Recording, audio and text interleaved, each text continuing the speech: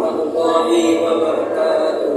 Perkenalkan, nama saya Zidan Al-Bakti dan rekan kami di sebelah saya Anissa Dimasya dan sebelah kiri saya Itu Ramadan. kami dari kelas IB reguler semester 6 akan menyampaikan topik yang berjudul pendekatan dan jenis-jenis penelitian kuantitatif. Sebagaimana kita ketahui bahwa penelitian kuantitatif ini merupakan salah satu bentuk pendekatan dalam metodologi dalam sebuah penelitian. Untuk itu kita harus memahami apa itu penelitian kuantitatif, konsepnya, kemudian jenis-jenisnya, serta bagaimana karakteristiknya. Lebih lanjut, silahkan disimak video ini sampai selesai. Baiklah, adapun penelitian kuantitatif merupakan pendekatan ilmiah yang mengumpulkan data yang dapat diukur secara numerik untuk menjawab pertanyaan penelitian. Ini melibatkan proses pengumpulan data yang terstruktur, analisis statistik, dan interpretasi hasil. Contohnya, penelitian kuantitatif mencakup survei, eksperimen, analisis data sekunder, dan studi korelasional. Misalnya, dalam sebuah penelitian untuk mengukur hubungan antara asupan gula dan risiko obesitas pada remaja, peneliti dapat menggunakan pendekatan kuantitatif dengan melakukan survei di mana mereka mengumpulkan data tentang jumlah gula yang dikonsumsi oleh sekelompok remaja dan juga mengukur indeks massa tubuh atau BMI mereka. Data kemudian dianalisis menggunakan teknik statistik untuk menentukan apakah ada hubungan antara asupan gula dan BMI serta seberapa kuat hubungan tersebut. Setelah data dikumpulkan, peneliti akan menerapkan metode statistik seperti regresi linear untuk mengetahui seberapa kuat hubungan antara variabel asupan gula dan BMI. Hasil analisis ini dapat menghasilkan temuan yang menyatakan apakah ada hubungan yang signifikan antara kedua variabel tersebut.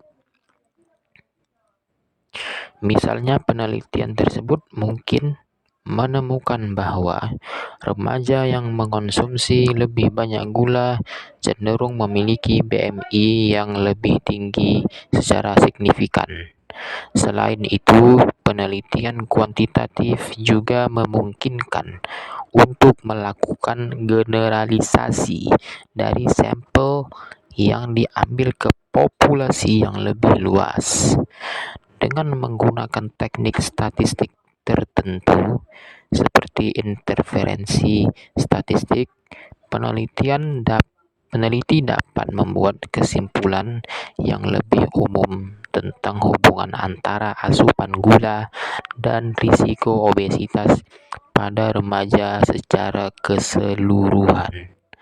Dengan demikian, penelitian kuantitatif memainkan peran penting dalam menyediakan bukti empiris yang kuat untuk mendukung atau menyanggah hipotesis penelitian, serta memberikan dasar bagi pengambilan keputusan dalam berbagai bidang, mulai dari kesehatan hingga ilmu sosial dan ekonomi. Baik, selanjutnya kita akan membahas jenis-jenis penelitian kuantitatif. Baik, yang pertama, true experiment. True experiment ini adalah bagaimana disebut dengan eksperimen yang sesungguhnya. Namanya eksperimen berarti sedang melakukan sebuah penelitian.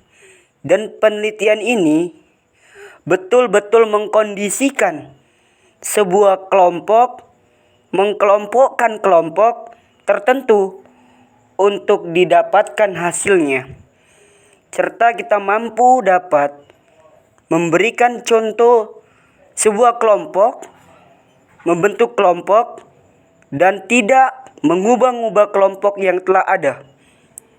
Yang kedua, eksperimen kuasi atau semu, di mana perlakuan kelompok tetap ada, tapi tidak perlu mengkondisikan satu kelas khusus, tapi kita harus memperlakukan pada kelompok apa adanya, kelompok yang ada dengan cara melakukan sesuai penelitian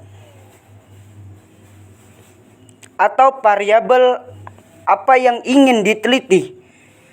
Maka untuk eksperimen kuasi,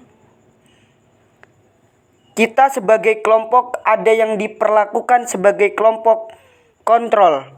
Ini yang nantinya sebagai standar kontrol kelompok yang lain. Baik, yang ketiga, deskriptif. Deskriptif ini adalah bahwa strategi pengumpulan datanya dia menggunakan data atau pendekatan kuantitatif yang selanjutnya data-data itu dideskripsikan, berarti mendeskripsikan status data sehingga datanya didapatkan kemudian dideskripsikan. Selanjutnya yang keempat, korelasional. Seringkali digunakan oleh para peneliti karena memang korelasional ini dia bukan hanya mendeskripsikan data, tetapi data itu juga diuji. Kemudian dia juga menguji suatu hubungan antar variabel ini. Dia akan menghubungkan setiap data yang ada dalam satu variabel yang sama. Kelima, penelitian kelompok kriteria. Peneliti menguji karakteristik kelompok berdasarkan kondisi alamiah yang ada, menguji keadaan-keadaan apa yang ada pada kelompok tersebut. Contohnya adalah bagaimana penggunaan strategi motivasi oleh guru PAI dan IPS pada kelas 12 MA. Ada dua variabel yang menjadi penelitian terkait strategi motivasi yang dilakukan oleh guru tersebut. Yang keenam, meta-analisis, yaitu mengkombinasikan hasil-hasil penelitian untuk dianalisis, dibandingkan, atau dihubungkan dengan hasil penelitian sejenisnya. Kemudian, mengujinya untuk memperoleh generalisasi dari pengetahuan baru dan dari hasil penelitian tersebut. Contohnya, 300 jenis kajian project based learning untuk meningkatkan pedagogical content knowledge Islamic pre-service teachers. 300 jenis project akan dikumpulkan serta dianalisis dan dikombinasikan dengan baik hingga hasilnya akan temukan generalisasinya. Keenam jenis penelitian ini akan dikelompokkan menjadi dua. Yang pertama adalah kelompok eksperimen, yaitu true eksperimen dan eksperimen kuasi, yang harus mengkondisikan objek penelitian yang disesuaikan dengan variabel yang akan diteliti. Yang kedua adalah kelompok non-eksperimen, yaitu jenis penelitian deskriptif, korelasional, kelompok kriteria, dan meta-analisis. Tidak perlu melakukan eksperimen dan mengkondisikan kelompok tertentu, tetapi kita langsung terjun ke lapangan, menyebarkan instrumen, dan dari instrumen itulah kita dapatkan hasil penelitian tersebut. Selanjutnya, bagaimana alur penelitian dalam kuantitatif? Meski alurnya agak kompleks, tapi kita mesti tahu sumber permasalahannya, yang mana didapatkan dari kesenjangan antara teori dan kenyataan, harapan dan realita. Cari sumber masalahnya apa, lalu rumuskan masalahnya, cari teorinya, kemudian dipertegas dengan hasil penelitian yang sudah ada. Maka akan mampu merumuskan hipotesisnya, yaitu berdasarkan teori yang ada dan jenis penelitian yang sudah ada. Dari hipotesis itu, kita akan melakukan praduga dari variabel yang akan diteliti. Kemudian akan dipilih metode dan strategi yang akan dilakukan, dan tahap operasional. Kita akan menyusun instrumen penelitian sehingga kita akan mendapatkan sebuah instrumen yang mampu mengukur variabel yang akan kita teliti. Kita sebarkan kepada objek penelitian kita, lalu kita akan kumpulkan datanya. Setelah itu, dianalisis dengan teori yang ada, sehingga dari penelitian kita menghasilkan penemuan baru yang akan kita sinkronkan dengan hipotesis yang telah kita susun tadi. Dan setelah itu, kita akan temukan pengetahuan baru, kemudian kita dapat menyimpulkan hasil penelitian kita. Baik, kesimpulan yang dapat kita ambil dari pemaparan materi-materi yang kita paparkan tadi di atas, saya akan mengambil kesimpulan bahwasannya penelitian kuantitatif adalah penelitian yang menguji objek dengan memeriksa variabel dengan diukur pada instrumen, sehingga data dapat berupa angka dapat dianalisis menggunakan prosedur statistik. Penelitian kuantitatif setidaknya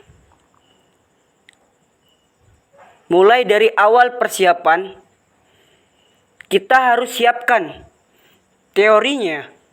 Kemudian pada saat menyusun instrumen, kita juga harus menyiapkan teorinya. Hingga kita mampu mengkelompokkan setiap data yang ada dan menganalisis data yang ada, sehingga kita dapat menghasilkan sebuah hasil penelitian yang bermutu dan berkualitas. Dalam penelitian kuantitatif, dengan menggunakan metodologi penelitian tentunya dengan alat yang namanya statistik atau ilmu-ilmu statistik, dapat menunjang kita memperoleh hasil penelitian dalam pendekatan kuantitatif. Selanjutnya, jenis-jenis penelitian kuantitatif.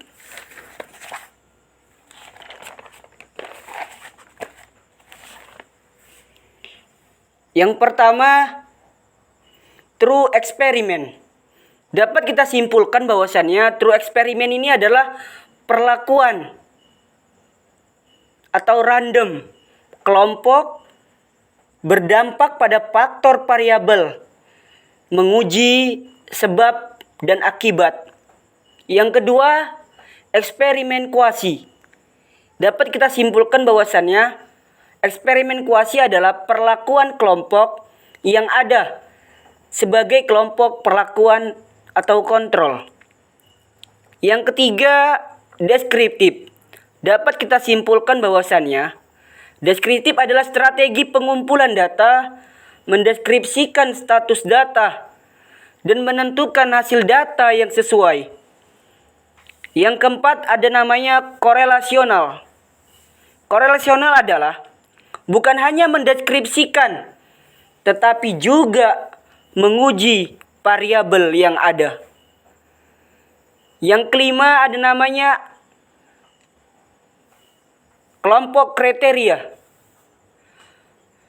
Peneliti menguji karakteristik kelompok berdasarkan kondisi alamiah yang ada. Dan yang terakhir adalah meta-analisis. Meta-analisis adalah kombinasi analisis atau hasil-hasil penelitian sejenis dan mengujinya memperoleh generalisasi. Dapat kita simpulkan bahwasannya teori eksperimen dan eksperimen kuasi ialah eksperimen yang benar-benar nyata, sedangkan deskriptif, korelasional, meta-analisis, dan kelompok kriteria adalah non-eksperimen. Terima kasih, itulah kesimpulan dari saya.